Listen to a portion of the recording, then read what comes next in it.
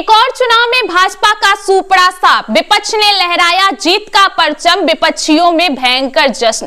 दोस्तों, असदुद्दीन ओवैसी की party AIM कहने को तो पहले आंध्र प्रदेश अब तेलंगाना की पार्टी है, लेकिन हैदराबाद से बाहर कभी विस्तार की सोची ही नहीं। तेलंगाना से बाहर यूपी, बिहार, महाराष्ट्र समेत 20 राज्यों में चुनाव लड़ने गए जरूर, लेकिन राजनीति टिकाऊ नहीं रही। ये जरूर किया कि देश में चाहे किसी की भी लहर हो, हैदराबाद में किसी को हाथ रखने नहीं दिया। तेलंगाना की राजनीति मुसलमान बहुल हैदराबाद असदुद्दीन ओवैसी और अकबरुद्दीन ओवैसी का किला रहा है। 2024 के लोकसभा चुनाव में बीजेपी ने हिंदुत्व फेस माधवी लता के जरिए ओवैसी को हैदराबाद से उखाड़ने की चाल चली, लेकिन दांव उल्टा पड़ा। माधवी लता हार गई और फिर ओवैसी का कब्जा हो गया। दोस्तों, करीब 9 महीने बाद फिर हैदराबाद में चुनाव हुए, सीधे बीजेपी और एआईएम के बीच, लेकिन नतीजा ऐसा आया कि हलचल मच गई है। तेलंगाना विधान परिषद में एमएलसी की एक सीट हैदराबाद लोकल अथॉरिटी यानी कि एचएल कोटे से चुना जाता है। हर 6 साल में बकायदा चुनाव होता है। वैसे 22 साल से चुनाव तो होते रहे हैं, लेकिन वोटिंग की नौबत कभी नहीं आई।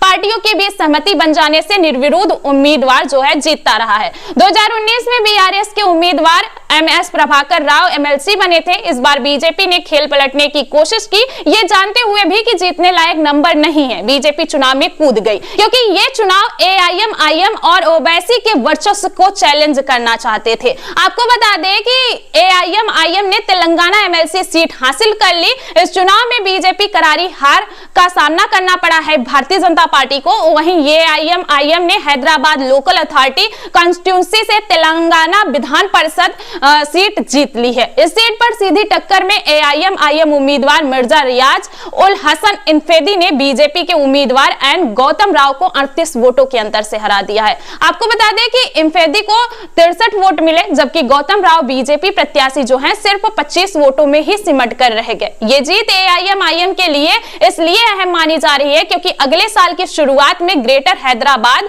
म्युनिसिपल कॉर्पोरेशन के चुनाव होने हैं। एआईएम पिछले 4 दशकों से ये नगर निगम जो है यहाँ शासन करती रही है, या कहें कि किंग मेकर की भूमिका निभाती रही है। इस चुनाव में कुल 112 मतदाता थे, जिनमें से 88 लोगों ने मतदान किया, जो हैदराबाद जिले के कॉर्पोरेट, सांसद, विधायक और विधान परिषद सदस्य हैं। एआईएम के पास 49 वोट थे और कांग्रेस के 14 वोटों का समर्थन भी उसे मिला, जिससे जीत पक्की मानी जा रही थी। वहीं आपको बता दें कि बीआरएस के 20 मतदाताओं ने चुनाव से दूरी बना ली, यानी मतदान नहीं किया। मतदाताओं में 81 कॉर्पोरेटर और 31 नामित सदस्य शामिल थे।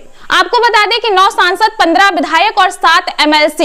एआईएम के पास 40 कॉर्पोरेट और 9 नामित सदस्य, 7 विधायक और 1 एमएलसी और 1 लोकसभा सांसद थे। मिर्जा रियाज उल हसन इंफेदी का यह दूसरा कार्यकाल है। उनका पिछला 6 साल का कार्यकाल पिछले महीने खत्म हो गया था। वहीं एमएलसी कोटे से हुए चुनाव में कांग्रेस ने 3 सीटें जीती थी। उसकी सहयोगी सीपीआई को 1 सीट मिली और बीआरएस ने 1 सीट जीती। वहीं हैदराबाद में ओवैसी का सिक्का चलते करीब आपको बता दें कि 45 साल हो गया है। 1989 से एआईएम और ओवैसी परिवार हैदराबाद से सांसद का चुनाव जीतता रहा है। 1989 से 1999 तक ओवैसी के पिता सलाहुद्दीन ओवैसी लगातार चुनाव जीते। 2004 से असदुद्दीन ओवैसी चुनाव लड़ने लगे हैं, 5 बार चुनाव जीत चुके हैं। हैदराबाद की 9 विधानसभा सीटों पर एआईएम का कब्जा बना हुआ है। वहीं आपको बता दें कि गोशा महल की एक सीट जो बीजेपी के टी राजा सिंह जीतते थे, वो भी 2023 में हाथ से निकल चुकी है।